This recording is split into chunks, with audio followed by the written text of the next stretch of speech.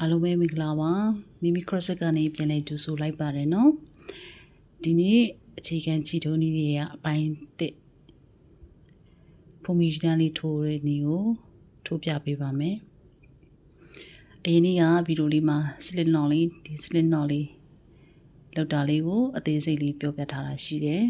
မကြည့်ရသေးဘူးဆိုလို့ရှိရင်အဲဒီဗီဒီယိုလေးကိုသွားကြည့်ပေးပါနော်ခုဒီနေ့ဒီ slit knot လေးရသွားပြီဆိုတော့ slit knot လေးကနေအစပြုပြီးတော့မှပုံမီလေးတွေကိုဘယ်လိုကျစ်မလဲဆိုတာကိုအတူတူ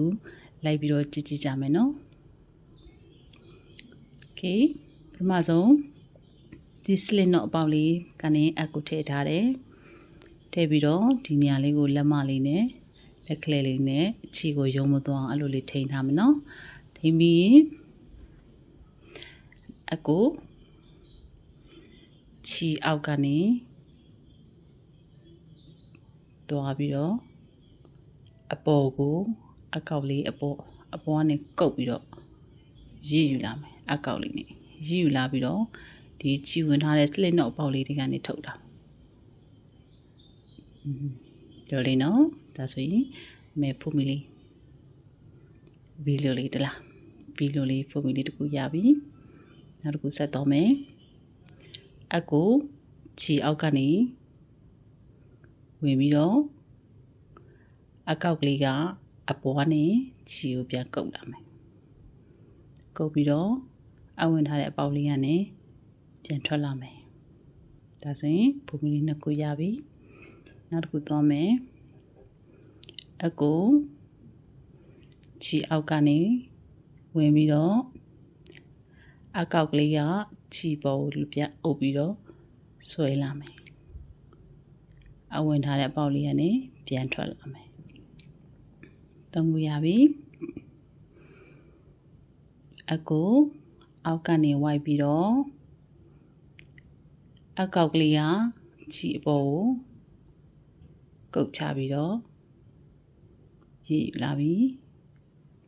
အဝင်ထားတဲ့အပေါက်လေးကနေပြန်ထွက်လာမယ်နော်ပုံမီလေးရပြီနောက်တစ်ခုဆက်ထုံးမယ်အောက်ကနေအပေါ်ကိုရစ်တယ်အကောက်ကလေးကအပေါ်ကနေခြေကိုကုတ်ပြီးဆွဲယူလာတယ်အဝင်ထားတဲ့အပေါက်ကနေပြန်ထွက်လာမယ်ပုံမီလေးတစ်ခုအောက်ကနေရစ်မယ်အပေါ်ကိုအကောက်ကလေးကကုတ်ပြီးတော့ခြေကိုဆွဲယူလာမယ်အပေါက်လေးနဲ့ပြန်ထုတ်လာမယ်နော်နောက်တစ်ခါအောက်ကနေကုတ်မယ်ဆွဲယူလာမယ်အပေါက်လေးကနေပြန်ထုတ်မယ်ဒီလိုလေးတွေဖြည်းဖြည်းချင်းထိုးတော့နော်ပုံမီလေးတွေညီညီလေးတွေရလာမယ် Okay အကူခြေအောက်ကနေအပေါ်ကိုဝိုက်မယ်အကောက်ကလေးကခြေကိုဆွဲယူလာပြီးတော့အပေါက်ကလေးကနေပြန်ထွက်လာမယ်နော်စာထိုးတဲ့အခါမှာတော့ခုမှစားတဲ့သူလေးတွေဆိုရင်ဒီခြေမညီတာတွေကြိုးဆွဲတင်းတာတွေရန်တင်းမှကြောင်းလို့ဖွားဖွားလေးကန်ပြီးတော့ခြေရန်ရော့ရွဲတာမျိုးတွေဖြစ်တတ်တယ်ပေါ့နော်ပုံမီလေးတွေကတစ်ခုကကြီးလိုက်တစ်ခုကသေးလိုက်အဲ့လိုမျိုးလေးတွေဖြစ်တတ်တယ်စိတ်မပူနဲ့နော်ဒါကများထိုးသွားလို့ရှိရင်လက်ကအကျဉ်းရပြီးလို့ရှိရင်တော့သူညီသွားလိမ့်မယ်စာထိုးတဲ့ချိန်မှာတော့အဲ့လိုမျိုးလေးဖြစ်တတ်တယ်စိတ်ရှိထားပြီးတော့မှဒါလေးတွေကိုလက်အကျဉ်းရအောင်အိမ်မှာရှိတဲ့ကိုယ်မှာရှိတဲ့ချီနဲ့အကူယူပြီးတော့မှဘယ်ဆိုင်ပဲဖြစ်ဖြစ်ရတယ်အဲ့ဒါလေးကိုအားတဲ့ခါလေးမှာပုံမီတန်းလေးတွေကိုညီနေအောင်ထိုးကျင့်ပါနော်အောက်ကနေဆွဲယူတယ်အထက်ကလေးနဲ့ကုတ်လာပြီးတော့အဝင်ထားတဲ့အပေါက်လေးကနေပဲပြန်ထုတ်လိုက်တယ်လွယ်ပါနဲ့နော်အောက်ကနေဝိုက်တယ်အထက်ကလေးကဆွဲယူလာပြီးတော့အပေါက်လေးနဲ့ပြန်ထွက်တယ်အောက်ကနေအပေါ်ကိုရစ်တယ်အကောက်ကလေးကခြေကိုဆွဲယူလာတယ်အပေါက်လေးကနေပြန်ထွက်လာတယ်ဒီမှာနော်ဒီလက်ကလေးလေးနဲ့လက်မလေးနဲ့ဒီလိုလေးထိန်းတာ ဒါဆိုရင်ချီရဲ့ဒီလိုတွေလဲမသွားတော့ငြိမ်သွားအောင်နော်ပြီးချီလေးကိုရစ်အောက်ကနေအပေါ်ရစ်တယ်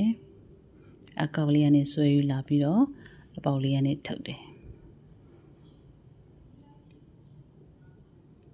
နော်ဒါချီအသေးလေးနဲ့ထိုးပြတာပုံမီလေး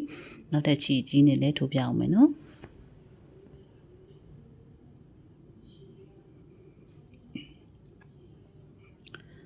โอเคမှာဆိုမစလစ်နော်လေးရထားပြီးပြီဒါကချီအစိုက်ကြီးနဲ့အစိုက်ကြီးကိုသုံးပြီးတော့ထိုးပြမယ်ခုနအသိထိုးတာနဲ့အတူတူပဲနော်โอเคပထမဆုံးချီကိုအောက်ကနေရစ်တယ်အပေါ်ကိုရစ်တယ်အကောက်ကလေးကနေချီကိုဆွဲယူလာတယ်ချီဝင်ထားတဲ့အပေါက်လေးကနေပဲပြန်ဆွဲထုတ်လာတယ်တခုရပြီနောက်တစ်ခုအောက်ကနေအပေါ်ကိုနော်အောက်ကနေအပေါ်ကိုရစ်တယ်အထိတ်ကောက်လေးကနေချီကိုဆွဲယူလာတယ်အဝင်ထားတဲ့အပေါက်လေးကနေပဲပြန်ဆွဲထုတ်တယ်နောက်တစ်ခါအောက်ကနေအပေါ်ကိုရစ်တယ်အကောက်လေးကချီကိုဆွဲလာတယ်အပေါက်လေးကနေဆွဲထုတ်တယ်ဟေးအောက်ကနေအပေါ်ကိုရစ်တယ်ဆွဲယူလာတယ်အပေါက်လေးပြန်ထုတ်တယ်နော်ပုံမီလေးတွေအောက်ကနေအပေါ်ကိုရစ်တယ်အထိတ်လေးနဲ့ဆွဲယူလာတယ်ပေါက်လေးကနေပြန်ဆွဲထုတ်တယ်ပြီနော်ပုံမီလေးတွေဒီလိုပုံစံလေးတိုင်းပဲကိုယ်အိမ်မှာရှိတဲ့ချီလေးတွေနဲ့လက်လေးနဲ့ချီနဲ့အသားကျသွားအောင်ပေါ့နော်အကျင့်ရသွားအောင်ဒါလေးတွေကိုအရင်ဆုံးထိုးကျင်ပါဒါလေးအခြေခံဖြစ်တယ်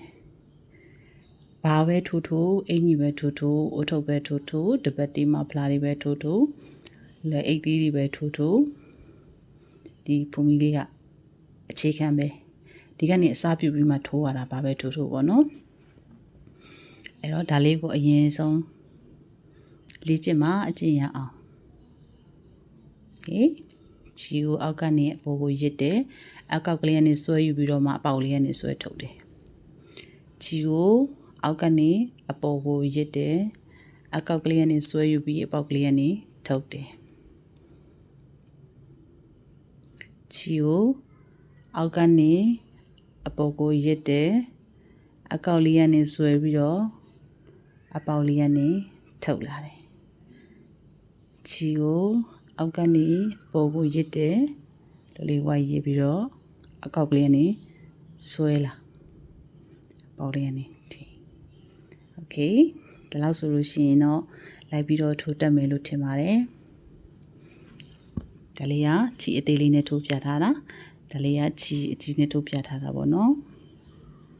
โอเคဒီနေ့လေဖူမီတန်းလေးတွေကိုညီလေးရအောင်ထိုးကြည့်ပါနော်โอเคနောက်ပြီးတော့ကြာရင်နောက်တစ်ခုထပ်တင်ပေးမယ်ဘိုင်ဘိုင်